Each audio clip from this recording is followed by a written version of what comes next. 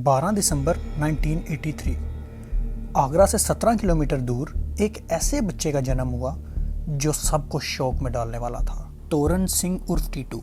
मेरे को अपने पुनर्जन्म के बारे में सारी चीज़ें याद हैं। उन्होंने बोला कि आप खत्म हुए तो उससे पहले हम एक दिन पहले कहाँ गए थे। मैंने कहा हम धौलपुर मेले में गए थे, आपने कार के बोनट पे बैठ के जलेबी खाई थी। इस बच्चे के जन्म के 2 साल बाद इसने कुछ ऐसा बोलना शुरू कर दिया था जिसने इसके माँ बाप को हैरानी और परेशानी में डाल दिया था। मेरे पिताजी से कहना कि वो मेरी बीवी और बच्चों का ख्याल रखें क्योंकि मुझे उनकी फिक्र हो रही है। जब टीटू के माँ बाप ने पूछा कि वो किसकी बात कर रहा है तो उसने बताया कि वो अपने असली परिवार की बात कर रहा है जिसमें उसकी एक बीवी और 2 बच्चे हैं जो कि बाड़गांव से 17 किलोमीटर दूर आगरा में रहते हैं। और वो बार बार अपने पेरेंट्स से यही बोलता कि तुम लोग मेरे असली माँ बाप नहीं हो। लेकिन टीटू सिंह अभी सिर्फ 2 साल का था। टीटू सिंह ऐसे फेज से गुजर रहा था जहाँ एक 2 साल के बच्चे को नॉर्मली इग्नोर किया जाता है और यही टीटू सिंह के पेरेंट्स ने भी किया। लेकिन उसके 3 साल बाद साल 1986 टीटू जब 5 साल का हुआ तो टीटू ने कुछ ऐसी बातें करना शुरू कर दी थी जिसने उसके पेरेंट्स को और भी परेशानी में डाल दिया था। अब जो टीटू ने बोलना शुरू किया तो वो वाकई ही शॉकिंग था।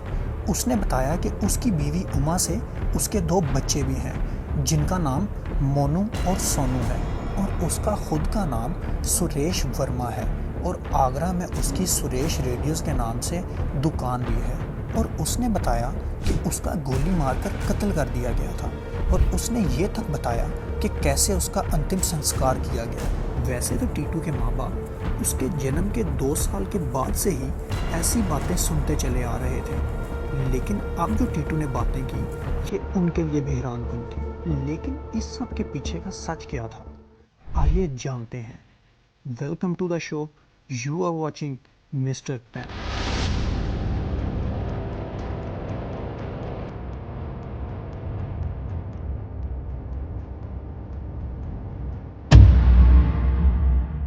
टीटू सिंह अपने बहन भाइयों में सबसे छोटा था और जब टीटू सिंह के पेरेंट्स की परेशानी बढ़ती गई तो उन्होंने टीटू सिंह के बड़े भाई अशोक को इस सब के पीछे का सच जानने के लिए कहा। तब टीटू सिंह के बड़े भाई ने अपने एक दोस्त के साथ आगरा जाने का फैसला किया क्योंकि टीटू सिंह ये बात बहुत बार कह चुका था कि उसकी आगरा में एक सुरेश रेडियोस के नाम से दुकान है। तभी टीटू सिंह का बड़ा भाई अशोक और उसका दोस्त मिलकर आगरा में इस दुकान को ढूंढने लगे। एंड गेस व्हाट, काफ़ी ढूंढने के बाद अशोक के दोस्त की नज़र एक बोर्ड पर पड़ी जिस पर वाज़े अल्फाज में लिखा था सुरेश रेडियोस। वही दुकान जिसका टीटू अपने पेरेंट्स को बताया करता था कि ये दुकान उसकी थी। ये देखकर अशोक बिल्कुल हैरान रह गया और वो ये सोचने लगा कि क्या ये सब एक इत्तेफाक है या फिर वाकई टीटू सिंह सुरेश वर्मा का दूसरा जन्म है। सुरेश वर्मा एक जाना माना बिजनेसमैन था जिसकी आगरा में सुरेश रेडियोस के नाम से एक शॉप थी। सुरेश वर्मा की लाइफ में सब कुछ ठीक ठाक ही चल रहा था, लेकिन फिर एक दिन कुछ ऐसा हुआ जिसका वहमो गुमान किसी ने भी नहीं किया था। 28 अगस्त 1983 टीटू सिंह के जन्म के ठीक 4 माह पहले सुरेश वर्मा की फैमिली के लिए एक ऐसा दिन आया जो उनकी ज़िंदगी बदल के रख देने वाला था। 28 अगस्त की रात जब सुरेश अपनी वाइट फिएट कार से अपने घर की जानिब लौटा तो उसके घर के बाहर पहुंचते ही 2 लोगों ने सुरेश पर अपनी बंदूक से हमला किया और सुरेश को सर पर गोली मारकर वहीं पे कत्ल कर दिया। और वो दोनों कातिल मौके से फरार होने में भी कामयाब रहे। जब पुलिस इन्वेस्टिगेशन स्टार्ट हुई तो कोई खास क्लू नहीं मिल पाने पर पुलिस ने इस केस को जल्द ही क्लोज कर दिया। सुरेश के जाने के बाद घर की पूरी जिम्मेदारी उसकी वाइफ उमा पर आ चुकी थी, इसीलिए अब सुरेश की जगह उसकी वाइफ उमा शॉप पर जाने लगी। अब चलते हैं 1988 जब टीटू सिंह का बड़ा भाई अशोक आगरा में पहुंचा था और उसने उस शॉप को अपनी आंखों के सामने देख लिया था। और अब वो वक्त ज़्यादा दूर नहीं था जब ये जानना था कि जो टीटू सिंह बोलता था वो सब उसकी मनगढ़ंत कहानियां थी या फिर इसके पीछे कुछ और ही सच था। और यही सब कुछ जानने के लिए अशोक और उसका दोस्त उस शॉप में दाखिल हुए, यानी सुरेश रेडियोस में। और शॉप में दाखिल होने पर अशोक देखता है कि वहाँ पर एक लेडी मौजूद है जो कि सुरेश की वाइफ उमा थी। और अशोक बिना कुछ सोचे उमा से सुरेश वर्मा के बारे में पूछता है। तभी उमा सुरेश, अपने 2 बच्चों और सुरेश के कत्ल तक की सारी कहानी अशोक को सुनाती है, जिसको सुनकर अशोक के कदमों तले जमीन निकल गई, क्योंकि जो कुछ भी उमा ने अशोक को बताया था उसी सब का जिक्र टीटू सिंह अपने बचपन से करता आ रहा था। और अब अशोक ने टीटू सिंह के बारे में उमा को बताना शुरू किया, जो कि तमाम बातें सुनने के बाद उमा भी शौक हो गई थी। अब उमा ने ये तमाम बातें अपने सास ससुर यानी कि सुरेश के पेरेंट्स को बताई, और उनके लिए भी इस सब पर यकीन करना नामुमकिन था। और अब सुरेश की वाइफ उमा और सुरेश के पेरेंट्स के दिमाग में बहुत ज़्यादा सवालात चल रहे थे। अब इन्हीं तमाम बातों को कंफर्म करने के लिए अशोक ने सुरेश के पेरेंट्स और उसकी वाइफ उमा को अपने साथ बाड़गांव चलने के लिए बोला। इनके बाड़गांव जाने से पहले इस सब में ट्विस्ट ये रखा गया कि टीटू सिंह को बिल्कुल बेखबर रखा जाए कि ये सब लोग कौन हैं, यही देखने के लिए कि क्या टीटू सिंह इन सब को पहचान पाता है या नहीं। और जब अशोक सुरेश के परिवार को लेकर बाड़गांव पहुंचा तो उस समय टीटू खाना खा रहा था, लेकिन जैसे ही टीटू ने इन सब को देखा तो वो एकदम भागकर उनके गले लग गया और ऊंचा ऊंचा ये कहने लगा कि देखो मेरे परिवार वाले आए हैं, मेरे माँ बाबू जी आए हैं। जब टीटू ने उमा को देखा तो वो बिल्कुल शर्माज आ गया, और ये बिल्कुल नेक्स्ट टू इम्पॉसिबल था कि एक 5 साल का बच्चा इस तरह से रिएक्ट करे। और तभी टीटू उमा को अपने पास बिठाकर बच्चों का हालचाल पूछने लगा। टीटू ने उमा से कुछ ऐसी बातें की जिनको सुनकर उमा के लिए यकीन कर पाना बिल्कुल नामुमकिन था, क्योंकि वो सब बातें सुरेश और उमा के अलावा कोई नहीं जानता था। और जब सब मिलकर वापस जाने लगे तो टीटू की नज़र गाड़ी पर पड़ी जिससे सुरेश के पेरेंट्स और उमा बाड़गांव आए थे। ये देखने पर टीटू ने उमा से पूछा कि वो सब इस कार पर क्यों आए हैं और उसकी वाइट फिएट कार कहाँ है, जिस पर उमा ने बताया कि उसके मरने के कुछ महीनों बाद उन्होंने वो कार बेच दी थी। अब टीटू को लगा कि वो अपनी फैमिली के साथ वापस आगरा जाएगा, लेकिन जब उसके परिवार वालों ने मना किया तो वो बिल्कुल गुस्सा हो गया और वो अपने माँ बाप पर चिल्लाने लगा।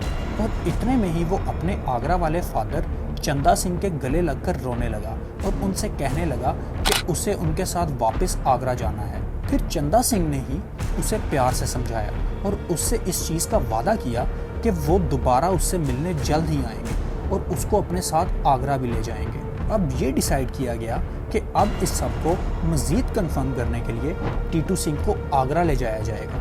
लेकिन दूसरी जानिब टीटू सिंह के पेरेंट्स परेशान हो चुके थे, क्योंकि एक माँ बाप के लिए इससे ज़्यादा बुरा क्या होगा कि उनका बेटा किसी और को अपना माँ बाप बुलाए। फिर आखिरकार वो दिन आया जिस दिन टीटू सिंह को आगरा ले जाया जाना था।